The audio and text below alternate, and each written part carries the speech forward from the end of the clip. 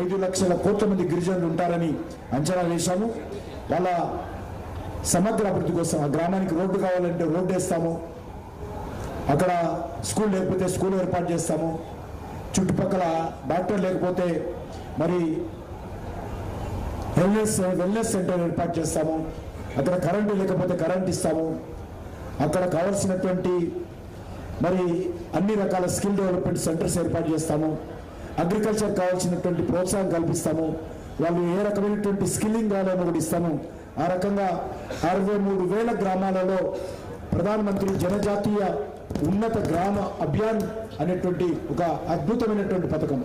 70 సంవత్సరాలుగా ఇంతవరకు కరెంటు కూడా ఒక బల్బ్ ఎట్లుంటుందో తెలియనటువంటి ట్రైబల్స్కు ఆ గ్రామాలకు కరెంటు కూడా ఇవ్వడం పూర్తయిపోయింది.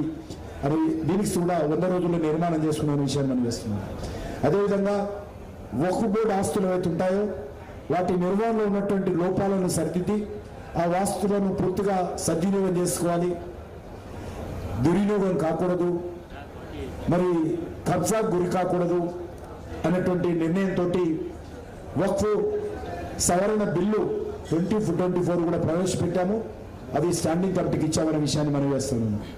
అదే కాకుండా యూనిఫైడ్ పెన్షన్ పథకం యూపీఎస్, గతంలో new pension scheme, old pension scheme అనే విషయంలో అనేక రాష్ట్రాలు మరి కాంగ్రెస్ తెచ్చింది న్యూ పెన్షన్ స్కీము.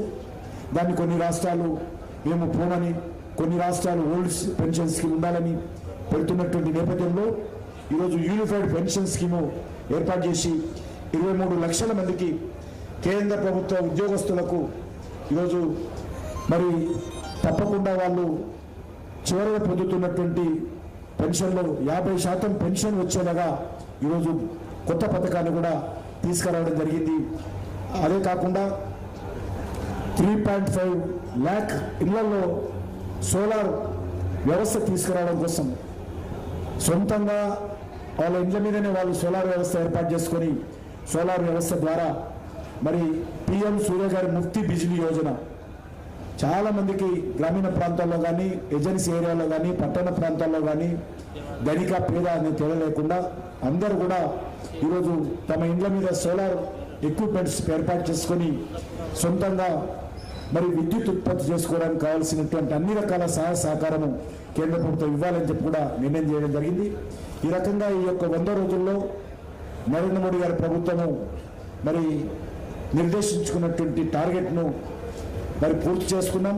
ఇదే స్ఫూర్తితో చెప్పారు ప్రధానమంత్రి గారు, 3 ఇప్పుడు చేస్తున్నటువంటి పనికి 3 ఎక్కువగా కష్టపడి పనిచేస్తాము, ఎక్కువ కష్టపడి వేగవంతంగా పనిచేస్తాము, రేపు చేయాల్సిన పని ఈరోజు చేస్తాము, ఈరోజు చేయాల్సిన పని ఇప్పుడే చేస్తాము అనేటువంటి ఒక లక్ష్యంతో ఈరోజు అన్ని మంత్రిత్వ శాఖలను సమన్వయం చేసుకుంటూ, అధికారులను సమన్వయం చేసుకుంటూ మరి ఈ 100 రోజుల్లో ఈ లక్ష్యాన్ని పెట్టుకున్నాం.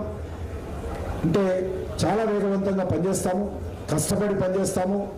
మరి ఇప్పుడు చేస్తున్న పనికి ఈ 10 సంవత్సరాల్లో చేసినటువంటి ఏ స్పీడ్లో అయితే చేశామో దాన్ని మరింత వేగవంతంగా ముందుకు తీసుకెళ్లే విధంగా ప్రయత్నం చేస్తామని చెప్పి కోరుకుంటూ మరొకసారి నరేంద్ర మోడీ గారి జన్మదిన సందర్భంగా నేను తెలంగాణ ప్రజల తరఫున వారికి హృదయపూర్వకమైనటువంటి జన్మదిన శుభాకాంక్షలు తెలియజేస్తాను.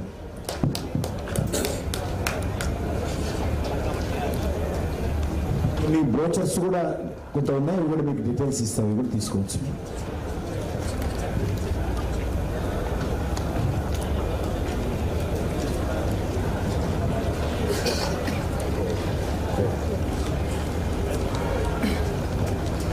Yeah.